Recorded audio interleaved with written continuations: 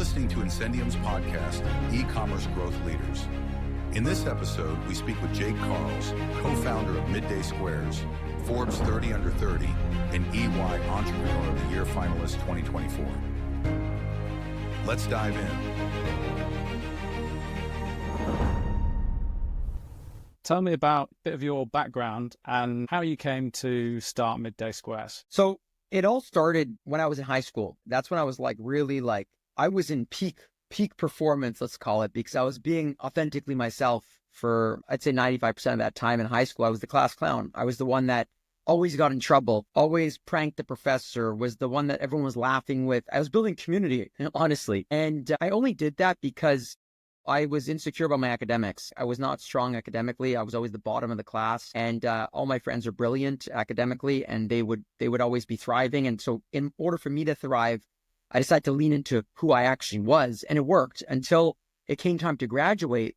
My parents were called in the principal's office, and they were told that I might not graduate high school, and I would be the only one in the entire grade that would have to go backwards and everyone else had to go forward. In that moment, I felt a deep emptiness inside me. I felt that maybe being myself was wrong. Maybe being the class clown and leaning into that side of me was failure and was something that would be frowned upon. And in that moment, I decided, what did I have to do to fit into society? What did I have to do to stay part of the herd and not take any risks?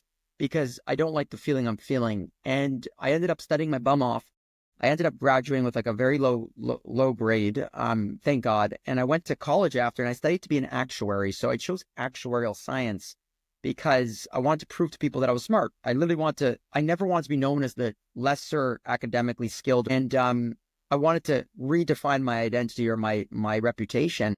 So actuarial science would show people, hey, he's smart. He knows math, stats. He can do deep type of modeling. And I did it for 3 years, and I hated myself every day. I was doing it to prove myself rather than doing it because I wanted to. And I was living in somebody else's game, not my game. And I applied to every job interview in financial modeling that I was able to do. I applied 36 different ones, investment banks, insurance companies, you name it. And every single one rejected me in the first interview. And I came back at 21 years old to my parents' house that day. I'll never forget, after the 36th rejection. And I was going to have to do a job that I really didn't want to do. And it seemed to me that playing the game that everyone else was playing was obviously not working, because I worked so hard to do a job that was not what I worked for. Right? And I was flipping through the channels of Shark Tank, and I'll never forget, there was this guy on the screen, 50, 60 years old, 3 kids, 2 mortgages on his house to pay his business. But he was so fired up. He was so happy. He was so energized. He didn't seem sad or he didn't seem, scared. And long story short, I looked at this guy and I was like, what's this guy on? He has so much to lose, and yet he's so fired up, and I have so much. I don't have anything to lose. I'm 21. I have shelter, thank God. I have food. I have all these necessities, but I just don't have my dream job, and I'm not living fulfilled. And in that moment, I said, screw it. I dropped out of the program. I started my first business. In that moment, I started to say, what can I do to be an entrepreneur? And I ended up creating a fitness business because I love fitness at the time. Did it pretty well. Had 200 paying clients. Had multiple people working underneath me. It was so much fun. Did it for 3 years. And then I closed that business because I lost passion for the fitness. And I started another business throwing parties, ended up failing, losing a lot of money. And I was 25. My ex-girlfriend at the time broke up with me out of nowhere, heartbreak. And I closed my business, and I was like, oh my God, I'm a loser. I need to figure my life out. I'm going to go get a job. And I was looking at Snapchat and Instagram to apply to because I liked those companies at the time. And my sister and brother-in-law approached me, and they're like, hey, we want you to join a chocolate bar company we're about to build. We have the product. We need you to be the third founder and blow it up. We need you to take your skills that you had in the last 5 years. You were such a great storyteller, a community builder, a hype guy, and apply that to Midday Squares while we build the ops, because we're better at ops than you are.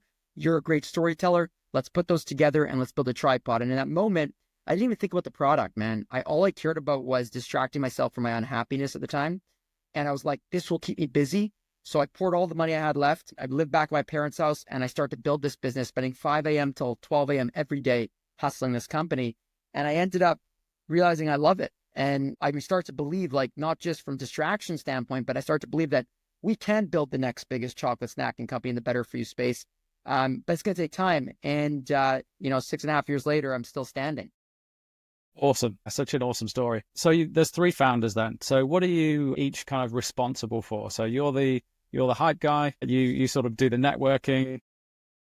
Yeah, so I'm focused on the story. I'm focused on making as much noise for the company as possible and building our network. So whether that be for finance, like raising capital, whether that be with media, getting media journalists, all this stuff, retail buyers. So working with our sales team to have the relationship with our buyers so that they can be friends with Midday Squares. And the idea is that I simply do that to build our community, to make our network stronger. That means that I become friends with these people first. And then when the time comes, we want to do business, I bring them to my team. So I supplement my teams.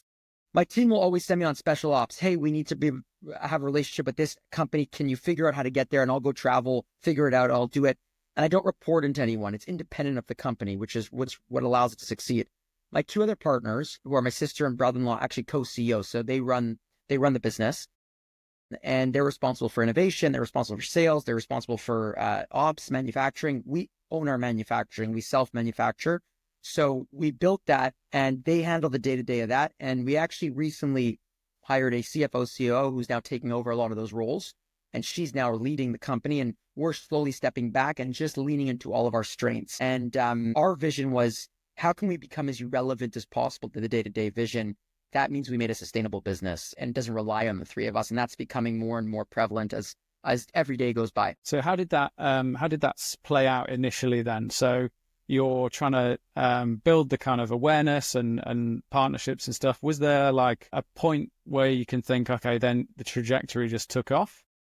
Well, when we started the business, we were hand making these bars in our condo kitchen. Like we were selling 50 bars a day for 25 cents. So it wasn't a lot of money. And then we'd hand deliver them because we couldn't afford shipping at night. And as we were doing that, we were documenting everything. My idea to my partners was, let's kind of build a reality show on entrepreneurship on social media so that people could feel part of this journey. They could see the hustle. They could see the energy, the emotions, the good, the bad, the ugly, therapy sessions, breakdowns, milestones, raising money, legal battles, you name it.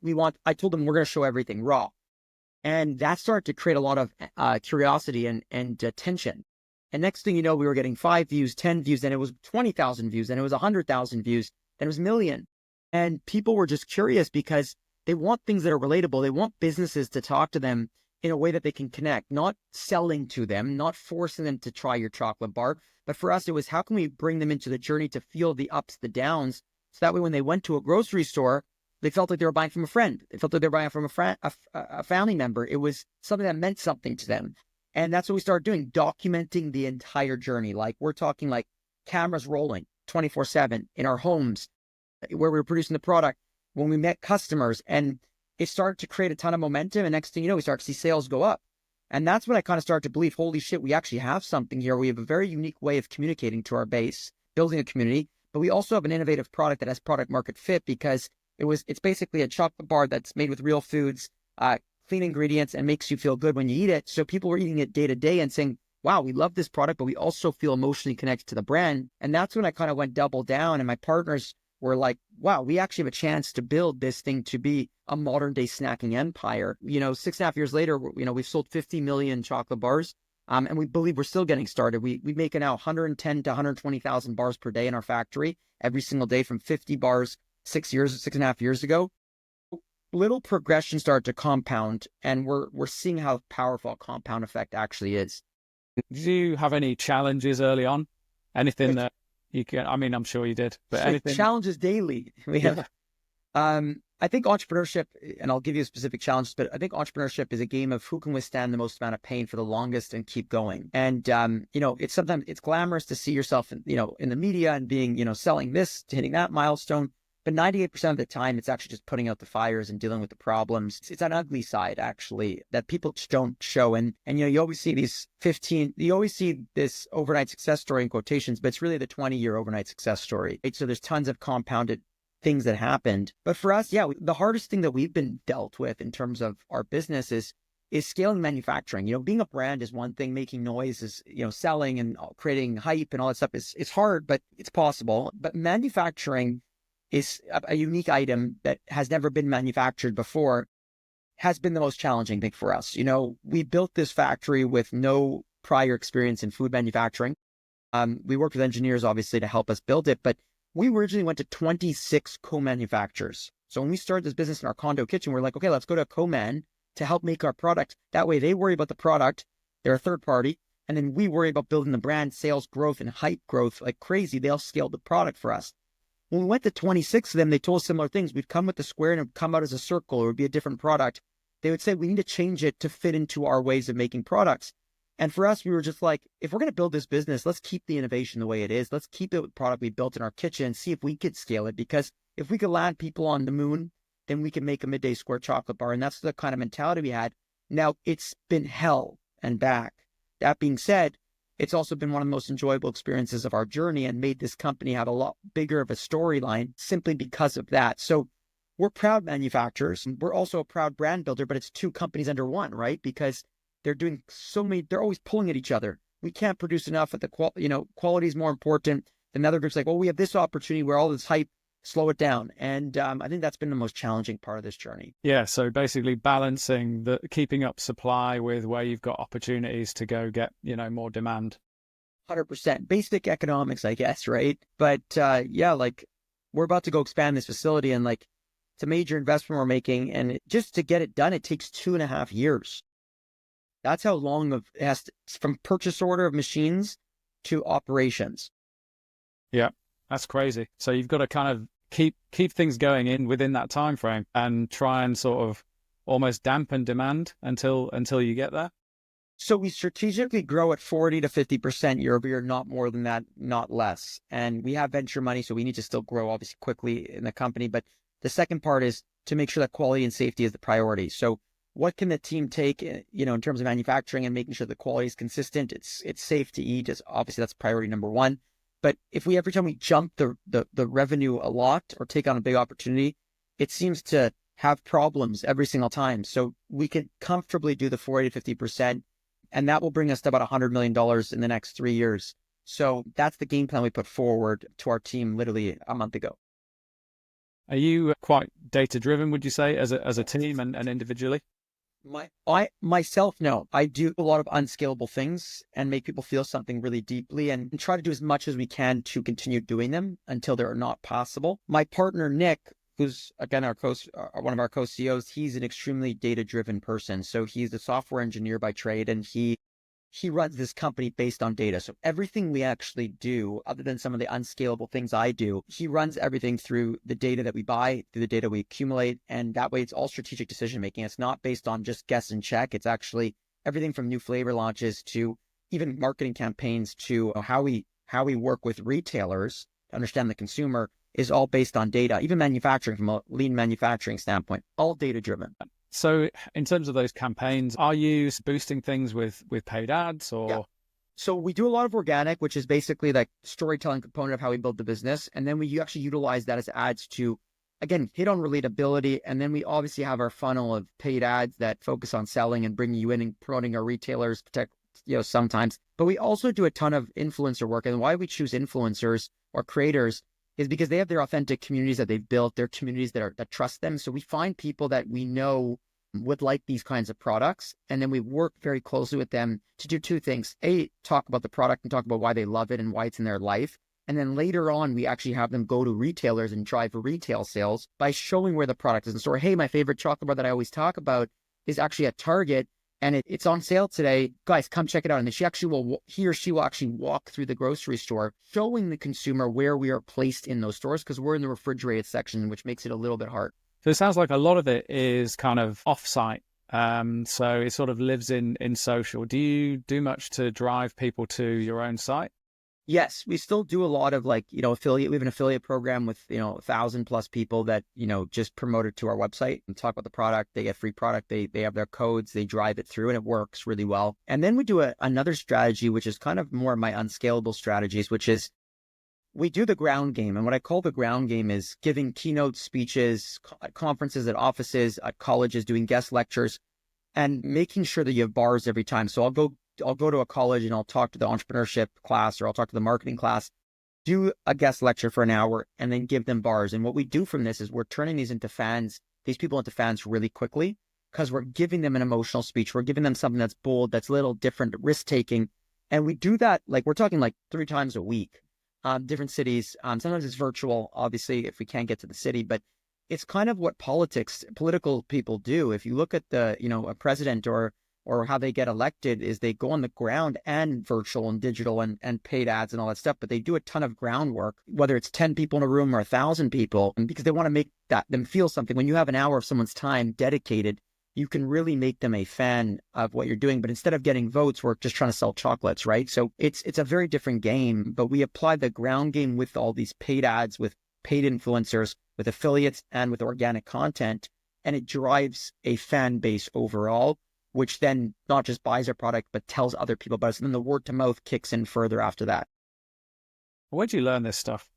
Would you find it's a lot of it just is kind of naturally you? So I learned in two things. So studying politics for the last 15 years, not policies. And again, I'm not nothing about like political sides. I'm talking about watching the characters or the politicians grow over time, their popularity. How did they do it? So I look at the how. So I watch all the content and I see the things that worked with people because it's based on human nature, right? It's not based on, most of the time it's, believe it or not, it's theater and it's storytelling. So I watched that and I said, how can that world that they spend so much money in applied to business, selling a product? So I took that, and then as I was building my own businesses prior, I used storytelling and physical things to build the community. I was really always good at that aspect. I was bad as an operator, but I realized how humans want to be around something. They want to be connected to something. They want to feel part of. So how can you as a business make people feel part of a community? Number one is you could do things on the ground, but you could also do it by telling a story virtually because of social media, but they need to stop and pay attention. They need to want to pay attention. And the only way to do it is not talk about your products and the features and the benefits, but to make them feel something deeply inside. And whether you do that physical or online, I saw the power of it. And I was like, every brand needs to be doing this. What's been some of your most kind of impactful campaigns? Everything that's vulnerable, I swear to you. So like, we'll have done like a content piece on like, my sister stepping down from CEO to take a sabbatical because she had a burnout. And we'll talk about that and then how she comes back from it. And that will hit like millions on millions of views and sell so much product. And the reason being is the goal is not to sell the product, but the goal is let's create a stronger bond with people. And when you are transparent about something that's relevant to people's lives, you're part of what's relevant in their day to day, right? So every campaign that we've done that's had true storytelling to it, it might have not got the most amount of views, but it's engaged tremendously by people, which has then led to something greater. And I'm talking not just sales, but investors. We've raised, 17 million to date. A lot of it was through getting our story out there and making the investor feel something to then bring in a warm introduction, right? And then obviously the due diligence kick in. But the idea is again, the campaigns we use are based on, does it evoke an emotion and do we like the content? That's the two things. And if it doesn't evoke an emotion or doesn't like the content, it never goes out. It seems like from what you said earlier about being kind of authentic to yourself, it seems like the kind of filming of everything you do and putting it out there would be something that you wouldn't have a problem with yourself. But has it been difficult dragging other people along? Yeah, even at the beginning, my sister and brother-in-law, they're still introverts, and I'm an extrovert. I'm comfortable on camera, and at the beginning they weren't. And they told me that this isn't the right strategy. We're not going to do it because we don't feel comfortable getting on camera and showing our lives. That's just not who we are. And I made a deal with them. I said, guys, give me 6 months of trying. And they said, okay, if we're going to do that, you're going to have to come to therapy with us, group therapy, as business partners, and to protect our family, but also to protect us as communicators and build on communication. And I looked at them and I said, is that the only way? And they're like, yeah. So we ended up signing an agreement to go to therapy once every 10 days or so, in good or bad times forever, as long as we do this business together. And then they would film themselves, and both have become the best investments we've made because now they're comfortable. They're still introverts, but they're comfortable sharing the story and they see the power of it, and utilize it. And then same thing with our team. When someone comes to start here, we talk about our business. They know that it's part of our core values to be a forefront media company in terms of storytelling and being out there. Not everyone's on camera, but they're at least comfortable with the concept. Because again, we have a videographer that's running around taking tons of content all the time. What have you got planned for the next sort of 6 to 12 months? So you've got your factory coming up in, is it 2.5 years from now? But yeah, we're making all those decisions for it now. So the next 6, 12 months, we need to get the capital for it. we need to start the project and put it into full motion. Other than that, it's just continuously grow. Right now we're selling in Costco, Canada, and we're hoping to continue to expand that maybe into the US down the line. So learning how to win in club, and then also continuing our great partnerships with like Target, Whole Foods in the US and Sprouts, and continue to build those accounts up. And it's a question of getting better at just distribution management. So like going depth in the stores that we're in, getting all our products listed, making sure it's always in stock. So that's a lot of the focus this year coming up is doing that and growing through the current retailers we're in and the partners we have, rather than opening up more accounts. I think a lot of people either open up more accounts or launch many products to grab growth. We're actually doing depth, so going narrow. And then last but not least, we're launching a new flavor, a new product line that's not the standard Midday Square. It's actually a non-cocoa product, which I don't want to announce yet, but it's coming out hopefully at the end of this year. And that will be something interesting because we've moved away from becoming, just a chocolate snacking, better for you company to we want to dominate the afternoon snacking industry and become a better for you afternoon snack. Very interesting. Do you see any challenges ahead, particularly obstacles that are gonna need to be overcome for these goals? The biggest obstacle we're dealing with right now is cocoa. Chocolate is obviously a big part of our product line, and we use really good high quality chocolate. Right now, the cocoa industry is going through its highest price point as a commodity in history, or in the last 100 years. It had a spike of 4 times the price that we're paying originally. So when that's one of your largest cogs in terms of like your input ingredients, it really swung us down in margin. So we got to regain that margin. We got to figure out solutions to how we get cocoa, because it still hasn't come down, and it's been now going on for over a year, even longer. And we need to now figure out solutions on how to get cocoa at the price we used to get it at. And so we're currently looking all over the world. We're going to the farmers, trying to meet them directly to understand how we can bring in cocoa. And that's going to be the biggest challenge this year, is gaining back that momentum that we had prior. And also, again, launching a new product that's not cocoa will also help offset some of that stuff. But that's really dead focus of problem solving and crisis. Have you got any advice for aspiring entrepreneurs? I think the most important thing that I learned, and I'm no expert in anything, to be honest with you, but is 2 things, is lean into your strengths and walk away from your weaknesses as you're building your business, meaning like you can delegate for your weaknesses.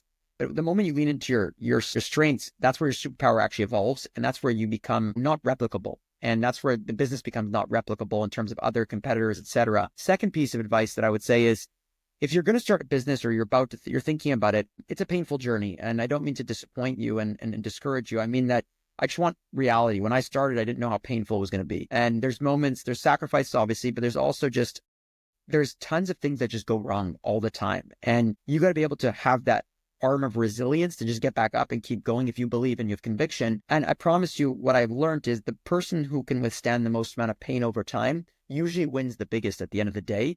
And a lot of businesses fail because a lot of people just don't want to deal with the pain anymore. And I get it, but you're not alone out there. And I think that those are the 2 things that if I knew 10 years ago when I started my first business, I think I would have been a little bit more well-equipped.